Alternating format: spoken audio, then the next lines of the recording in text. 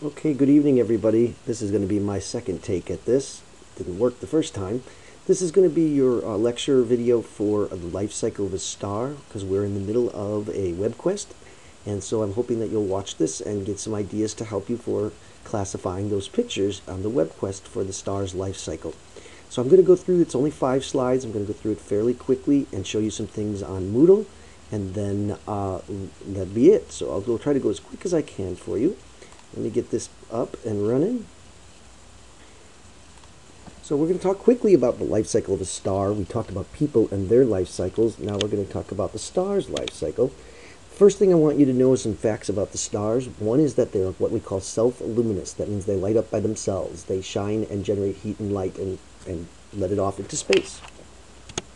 The second thing I want you to know a little bit about is a term called convection. As you know, the sun has a lot of heat and light that come out, and heat, as you hopefully know too, rises. And as it rises and goes outwards, it actually starts to cool because it's getting farther away from the center of the sun, but then it kind of curves back around and comes back as it drops. So heat rises and coolness kind of comes back down. And so if you've ever watched a pot of boiling water on the stove, you've probably seen the water cycling in like almost like a circle, and that's the heat coming from the bottom of the pot coming up to the top and then kind of falling back down again in a circle fashion. It's called convection. And this is why it all happens. This is called hydrogen fusion. And what happens is you've got hydrogens and they come together here. And when they come together and they add their protons and neutrons together, they make something called helium, which is atomic number 2. Hydrogen is atomic number 1. And so when 2 come together, you make what was called helium. 1 plus 1 proton makes the 2 protons. That process releases a lot of heat and light, and that's called fusion, hydrogen fusion. And that's the process that most stars that we think are going through. Ask yourself this question. Try to do it before I move to the next slide. I'll pause to let you pause. But the question that it says at the bottom, how many hydrogens make up a helium? Try that one. And hopefully you said 2. So the process of fusion does 3 things. First of all, gravity is always trying to push that star in and crush it. It's a very strong force. So the star, when it's doing fusion, it's producing enough light and heat force to push out and fight gravity and combat gravity. So it stays a star. It doesn't get collapsed. The second thing, and third thing I should just do together, is that it provides all the necessary light and heat for life. So light and heat, and then enough force to fight gravity from crushing it. And then I'll quickly tell you about the stages. I'm going to start with like where our sun is right now. We call it a main sequence star, kind of approaching its halfway point of its life. Our sun is believed to be 4.5 billion years old, and it's believed to be about halfway through. So it's believed that we have another 4.5 billion years for our sun, and then that sun will collapse. The gravity will crush it. And I'll talk about that in the next few bullet points. And so as hydrogen goes through the process of fusion, becomes helium, the star gets bigger and bigger, lots of light, lots of heat, and it will start to swell, and it will be called a red giant, or sometimes if the star is really, really big, it's called a supergiant.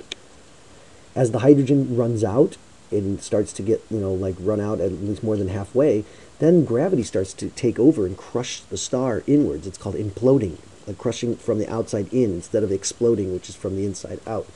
And so gravity will crush that star, and start to crush it at least. And this results in what's called a star collapse, or the collapse of a star. And if the star is really small, then when gravity crushes it, it'll break into an infinite number of pieces, and we call those planetary nebula. Think of them like an explosion that happens and there's dust everywhere. It's like the dust of a star after it's imploded. And any leftover stars are called white dwarfs, and they will actually start the life cycle all over again.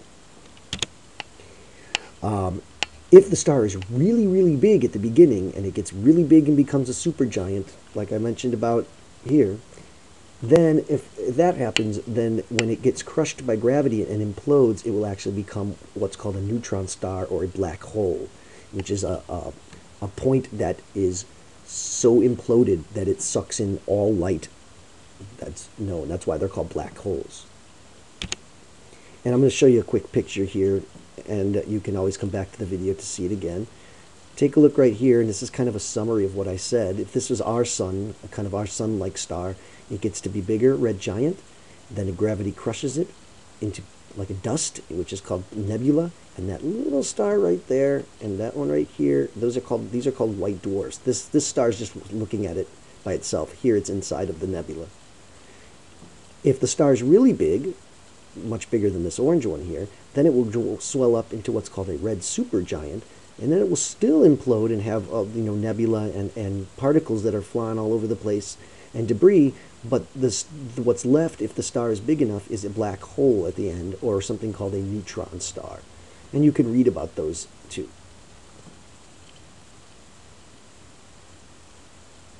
The last thing I wanted to do